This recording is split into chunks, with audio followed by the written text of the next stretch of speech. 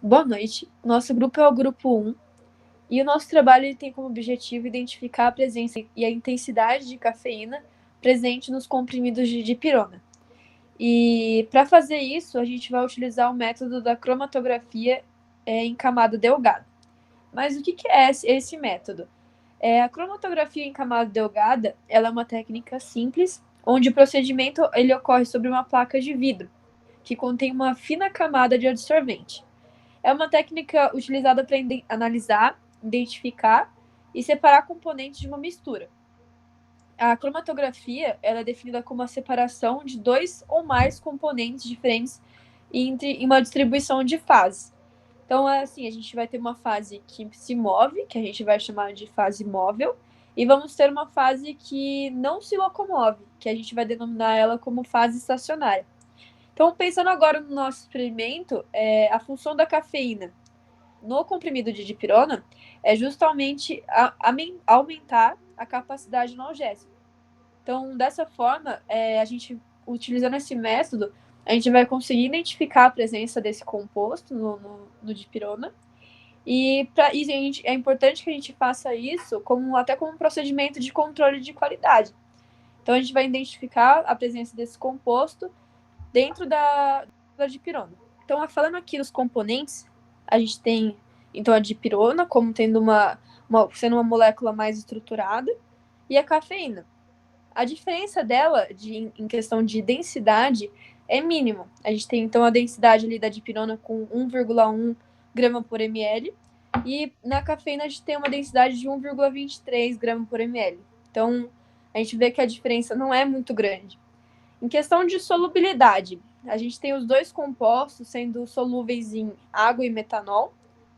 E aí a gente tem como diferencial a dipirona, ela sendo insolúvel em éter, acetona e cloroforme. Nós montamos um fluxograma do processo que ele vai descrever um pouco da nossa sequência analítica. Primeiramente, foi definido um problema, que seria identificar se há a presença de cafeína no comprimido de dipirona. Logo após, a gente escolheu o método, que foi a identificação da cafeína no dipirona por cromatografia em camada delgada, método mais conhecido como CCD. Na amostragem, utilizaremos um comprimido de dipirona sódica com cafeína, e os nossos diluentes utilizados serão o metanol, o acetato de etila e a água, para a diluição do comprimido. A proporção dos nossos diluentes serão 1,5 para 8,5 para 1, respectivamente.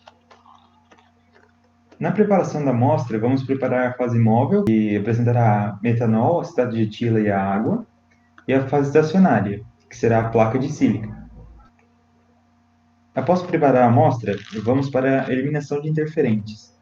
Isso consiste na verificação de recipientes, isto é, se há ou não substâncias inertes incorporadas como veículo a certos medicamentos, a preparação e homogeneização da placa, e após isso, a remoção da água presente na placa.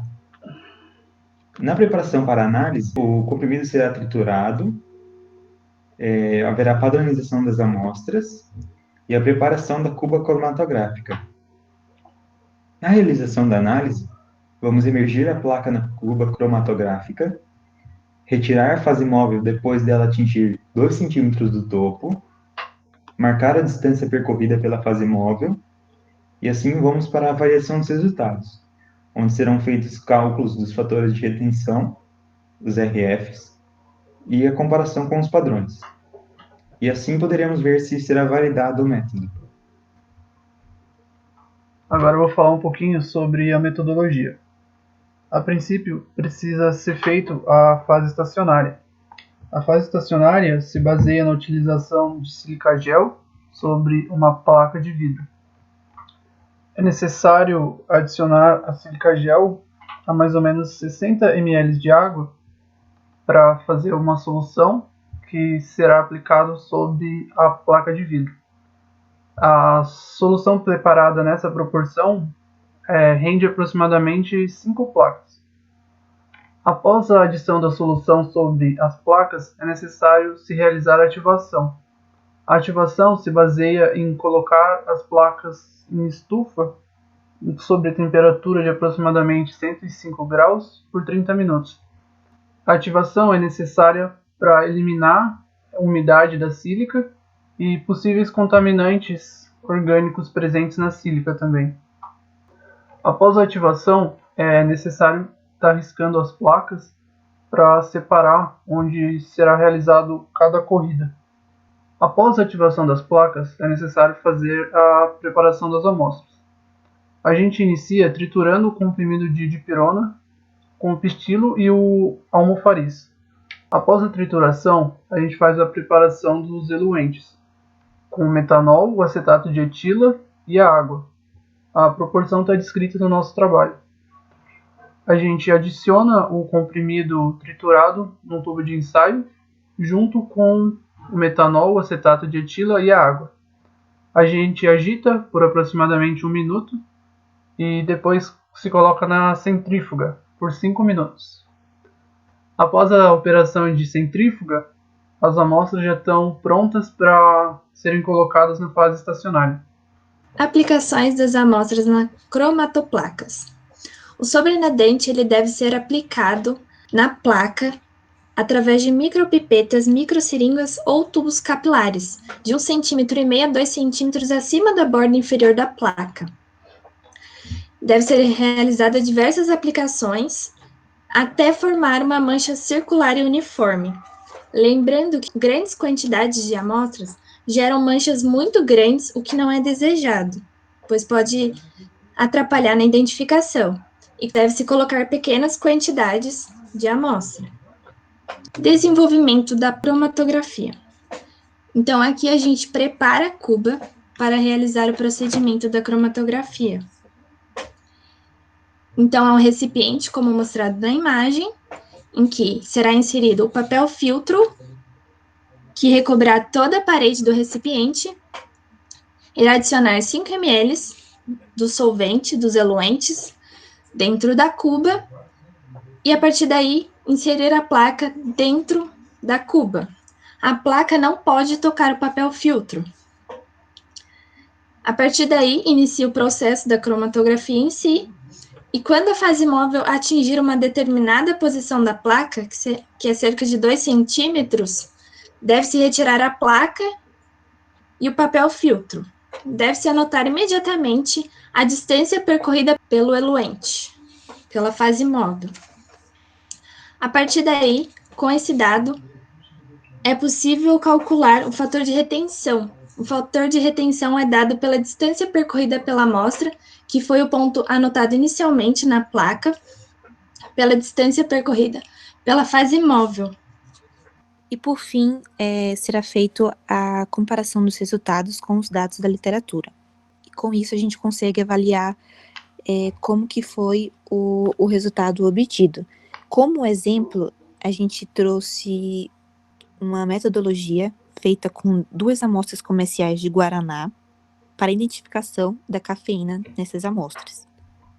Os eluentes e suas proporções foram utilizados próximas à nossa metodologia, e eles utilizaram o revelador de tintura de iodo com ácido sulfúrico e etanol. Na imagem ao lado é possível observar a análise da cafeína padrão e das 2 amostras de guaraná, onde é possível observar que as 2 amostras do guaraná possuem a cafeína na composição.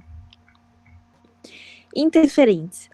Na placa de sílica, se houver água ou outros compostos adsorvidos, pode influenciar no resultado da amostra. Também a utilização de eluentes que não possuam alto grau de pureza analítica também pode influenciar no resultado. E adicionar grandes quantidades de amostras na placa também altera o resultado, pois grandes quantidades influenciam na intensidade da mancha, sendo difícil de separar as manchas, identificar cada uma delas. E, por fim, não anotar imediatamente a distância percorrida pela fase móvel, pois essa distância ela se altera com o tempo, então é necessário anotar imediatamente quando essa distância é atingida. Finalizando as considerações gerais, Foi utilizada a mistura do eluente metanol, acetato de etilha e água, pois a mistura desses componentes apresentam a maior facilidade na solubilidade dos componentes cafeína e dipirona.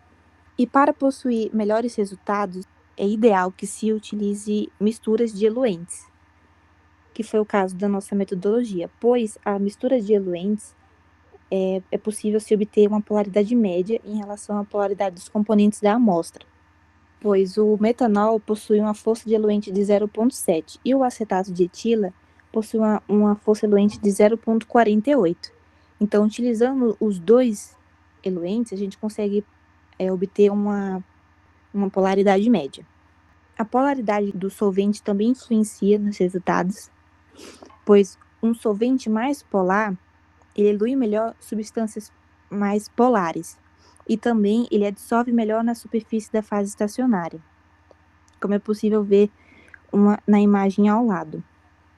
Um solvente muito polar, ele influencia no resultado da mancha, e também um solvente pouco polar também pode influenciar no resultado.